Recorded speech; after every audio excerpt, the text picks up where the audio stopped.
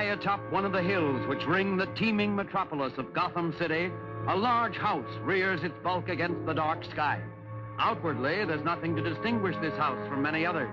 But deep in the cavernous basements of this house, in a chamber hewn from the living rock of the mountain, is the strange, dimly lighted, mysteriously secret Bat's Cave, hidden headquarters of America's #1 crime fighter, Batman. Yes, Batman, clad in the somber costume which has struck terror to the heart of many a swaggering denizen of the underworld. Batman, who even now is pondering the plans of a new assault against the forces of crime. A crushing blow against evil in which he will have the valuable aid of his young, two-fisted assistant, Robin, the Boy Wonder. They represent American youth who love their country and are glad to fight for it. Wherever crime raises its ugly head to strike with the venom of a maddened rattlesnake, Batman and Robin strike also. And in this very hour when the Axis criminals are spreading their evil over the world, even within our own land, Batman and Robin stand ready to fight them to the death.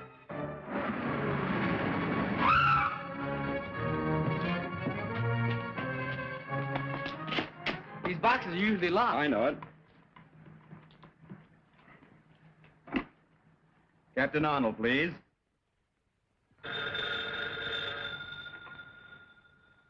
Captain Arnold speaking. I have a nice little package for you. You'll find it at the corner of First and Maple. Heavily. Yeah, what's doing, Captain? It's the Batman again. He's at the corner of First and Maple. And this time, I'm going with you. Calling car 67. 67. That's us. Go to First and Maple. A702. I'm warning you. Dr. Decker will make you regret this. Shut up! Dr. Decker? Who's that? Never mind. You'll find out. Let's wait around and see Captain Arnold's face when he gets here. No time for that. Don't forget I've got a date. Let's go.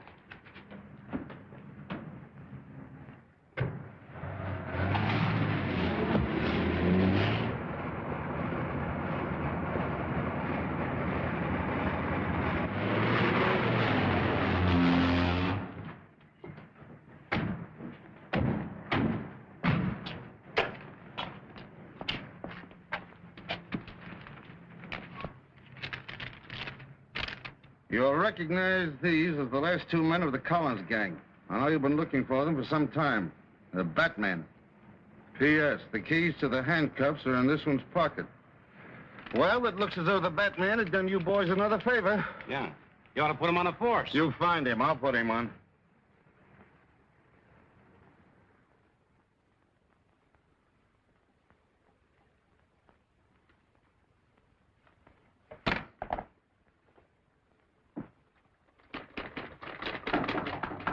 Come in. Hello, Linda. Hello. I'm just finishing up. I won't be a minute. Oh, no hurry. I'll just relax a moment. It may settle my nerves. Listen, will you keep your hands out of there? You've had your usual busy day, I suppose. Yep. Up at the crack of noon, a brisk walk to the corner, and then the club for a rugged afternoon of gin rummy. Maybe you'll be too tired to go with me tomorrow to meet Uncle Martin. No, I'll be right with you. Thanks. Oh, it'll mean so much to him to know that he still has his friends despite all that trouble he was in. Only do me a favor. Let's not start too early. I'm always tired in the morning. All right.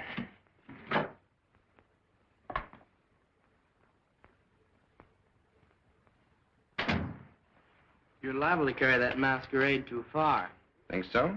Yes, I do. Why don't you let her know who you really are instead of letting her think you're just a good-for-nothing playboy? Well, if she knew I was the Batman, she might worry. Not that she cares anything about me. Besides, on account of our special assignment from Uncle Sam, our success depends on keeping our identity a secret. And suppose she asks you about your status in the Army? Well, I always tell her I'm a 4F.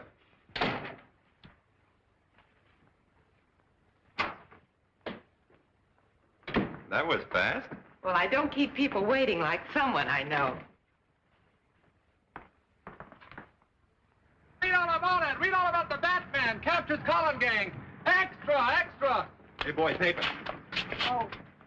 Extra. The Batman is certainly marvelous, isn't he? Oh, I think he's a show-off. Oh, everybody that does anything is a show-off to you. I can do things, too. I'll show you. I'll call for you tomorrow and take you to meet your uncle no matter how early you want to leave, even if it's before noon. It's nice of you to make such a terrific sacrifice on my account.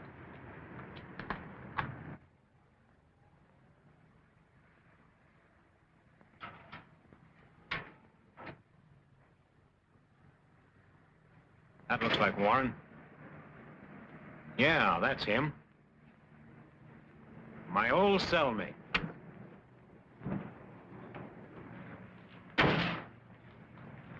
Hi, Marty, old boy.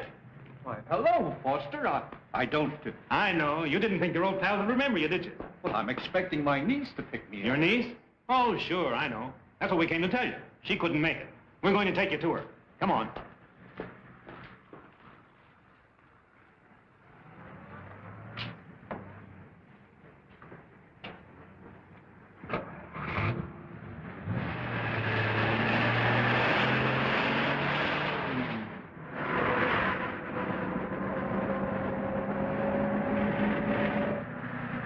That looked like my niece in that car. You're seeing things, Marty. Stop the car. Pipe down, Marty. You're going with us. Now sit back and relax. Why, what do you want from me? You'll find out soon enough. Has Mr. Warren left already? Yes, ma'am. 2 men met him and they drove off in a black sedan. Thank you. He drove away with some men in that black sedan we passed back on the road. We'll get in. We'll catch him before he gets back to town. Get going, Alfred. Very good, sir. I can't understand why Uncle Martin didn't wait for us.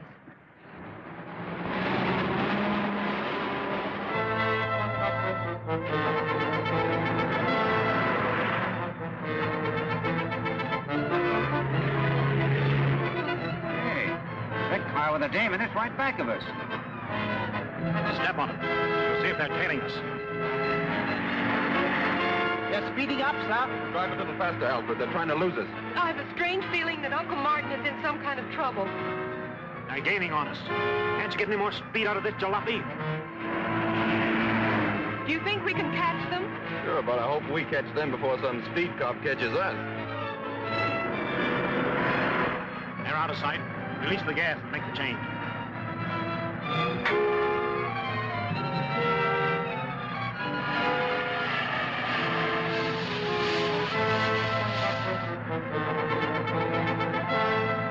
Hold everything. I'm going to turn around.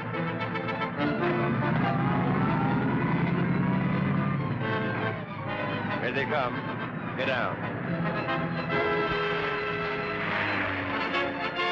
They passed us. Didn't give us a tumble. Well, let them try to figure that one out. They've disappeared, sir.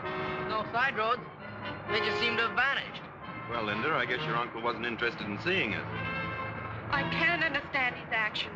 Well, I guess the only thing to do is to go back to the hospital and wait for him to phone me. Yeah, and find out how he did that disappearing act. I'd like to pull it sometime when my creditors are after me. This was part of a foreign land transplanted bodily to America and known as Little Tokyo. Since a wise government rounded up the shifty-eyed Japs, it has become virtually a ghost street where only one business survives, eking out a precarious existence on the dimes of curiosity seekers. Now, this exhibit, my friend, was created by artists that know.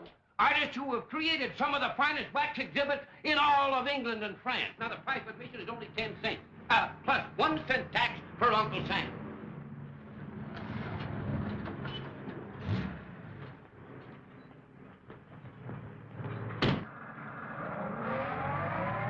Not going to have any trouble with you, Marty, are we? Not only entertaining, Now you're being smart. It's educational.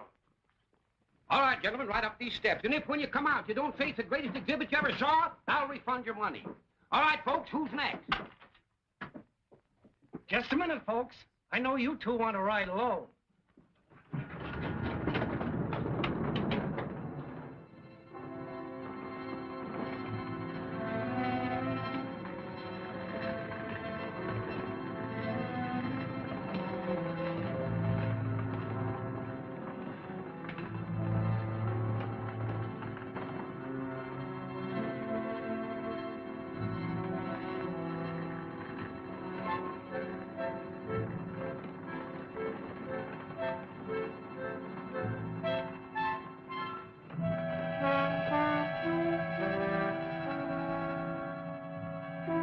of the line, Marty.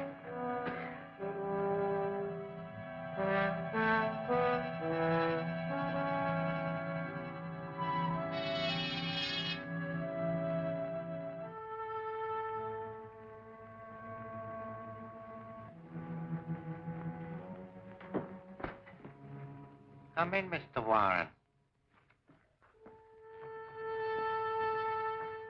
The League of the New Order extends a cordial welcome to an honored guest. The League of the New Order? Yes, a group of men, all of them dishonored like yourself. I'm not a criminal. I was convicted, yes, and sent to prison. But if the truth were known... The fact remains that you have been dishonored. Exactly like our friend Mr. Fletcher here. An excellent architect, brilliant engineer, except that some of his buildings did not quite come up to specifications.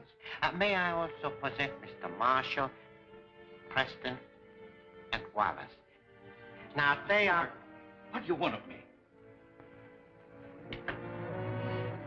I am Dr. Daka, humble servant of His Majesty Hirohito, heavenly ruler and prince of the rising sun.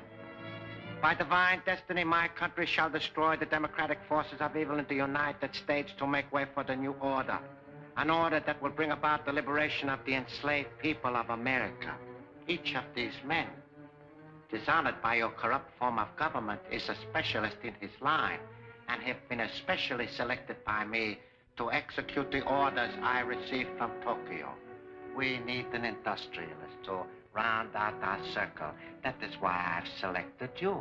If you cooperate with us willingly, you shall share in the glorious victory soon to be ours. And if I refuse? You have no choice but to accept. You will work with us or be compelled to work for us. Therefore, it should be very plain to you that you should be willing to help serve my glorious emperor. Listen, Daka, for whatever your name is, I owe my allegiance to no country or order but my own. I'm an American first and always, and no amount of torture conceived by your twisted oriented brain will make me change my mind. But you are laboring under a great misapprehension. I do not believe in anything so barbaric as torture. Well,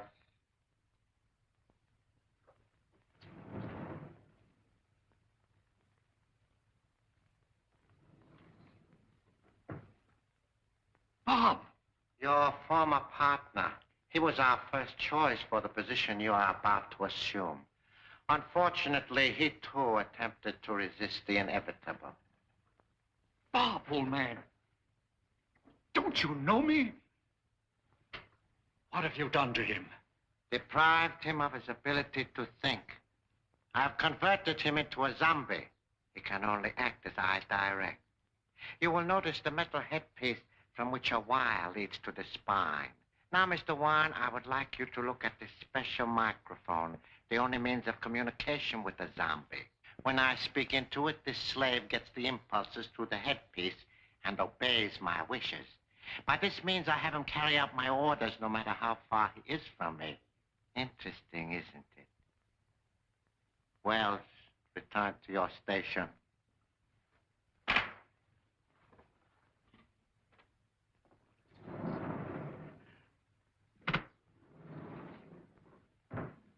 Now, what is your answer?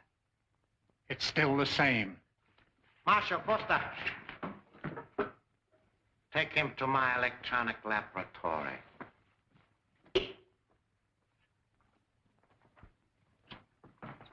Patton Jones, the door.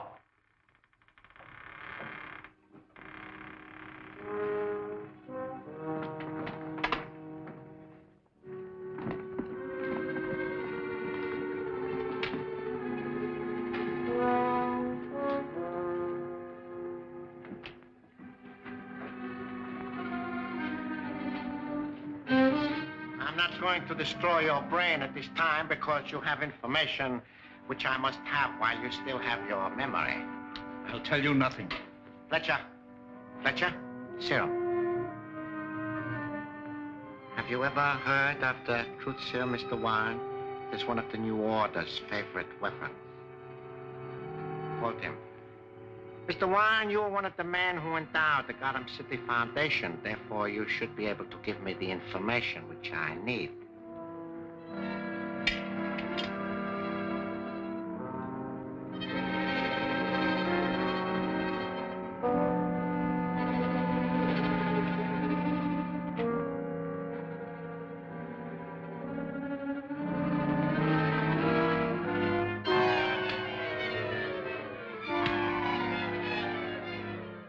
How much radium have they on hand at the Gotham City Foundation? Several grams. Where do they keep it? In the safe behind the picture in Dr. Borden's dispensary. Do you know the combination? No, I do not. Preston, lock him up.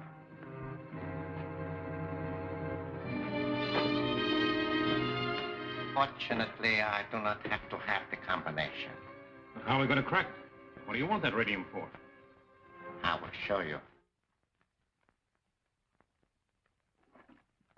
Captain Jones, the block.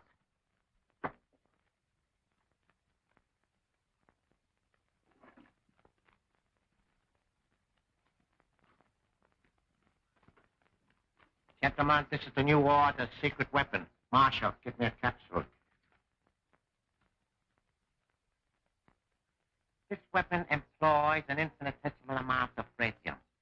It is a small yet deadly forerunner of the atom smasher, which, when perfected, will smash anything that lies in our way to victory. Allow me to demonstrate its destructiveness.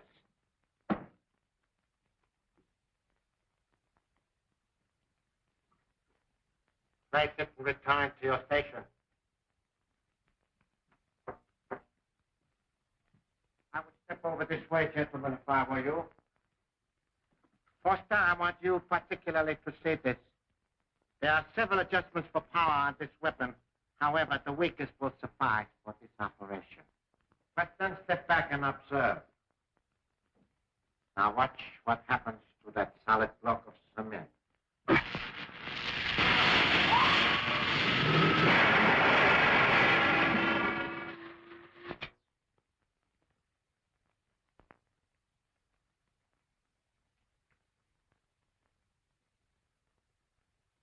Gentlemen, this block was originally concrete.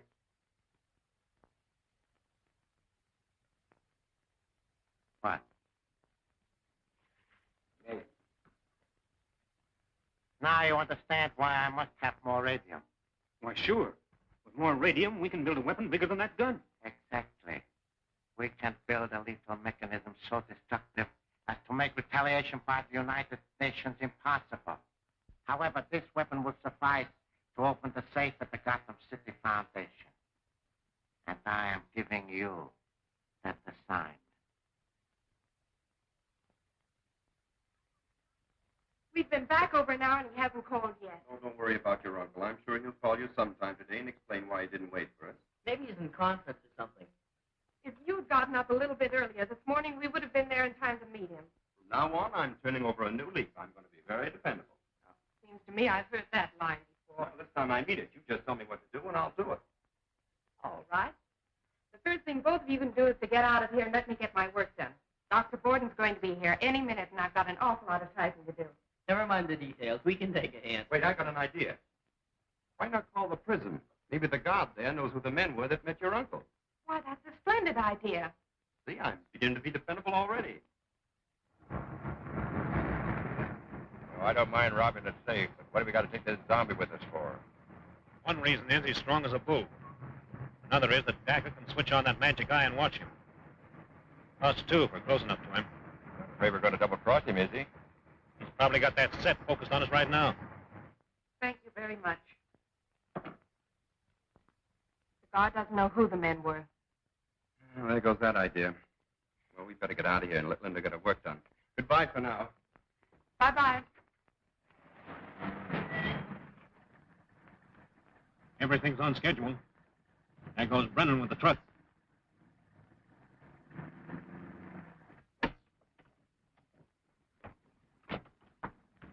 Look, that's the car we were chasing this morning.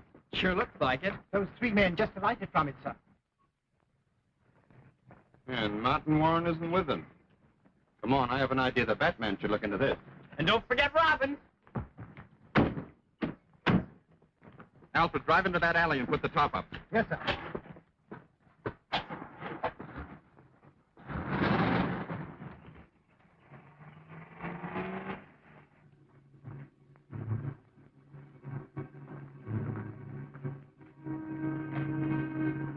Dr. Borden, this experiment. Take her in the other room.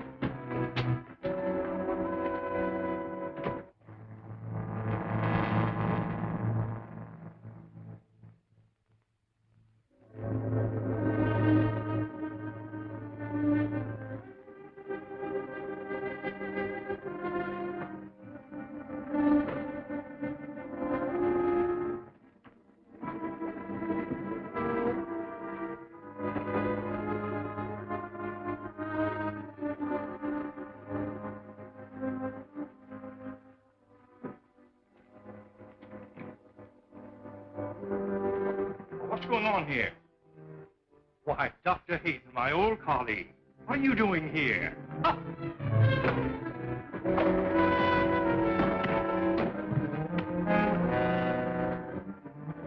The laundry bag. Get something to stuff it with. Right.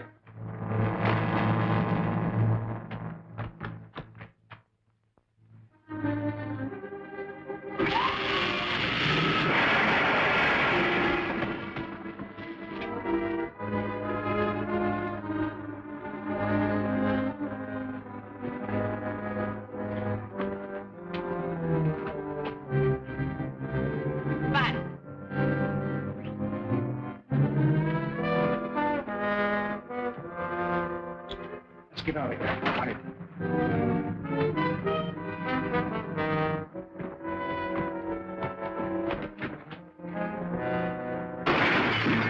The Batman. Come on.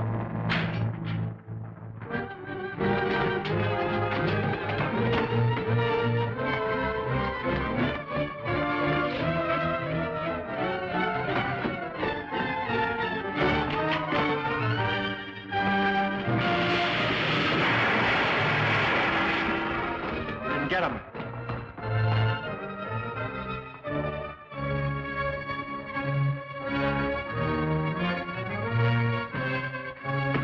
Behind the chimney.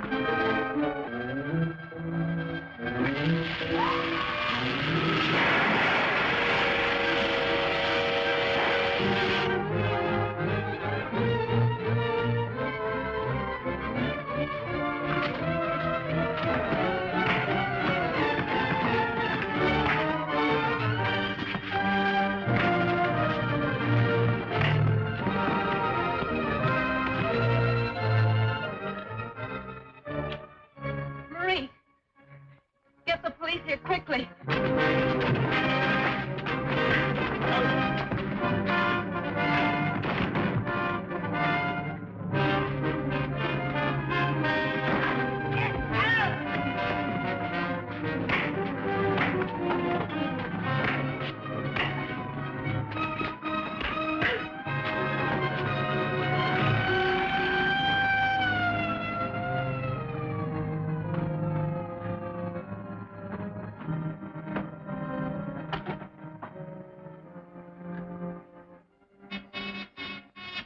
Section 1, go ahead. Dr. Dacker, the cops are heading for the hospital. You get the radio. Yeah? I got the stuff. It's in the truck. I'm starting back now. Return at once.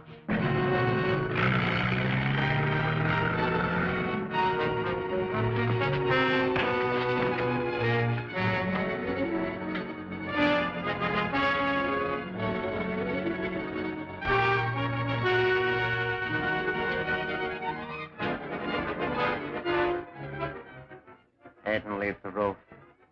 Head and leave the roof.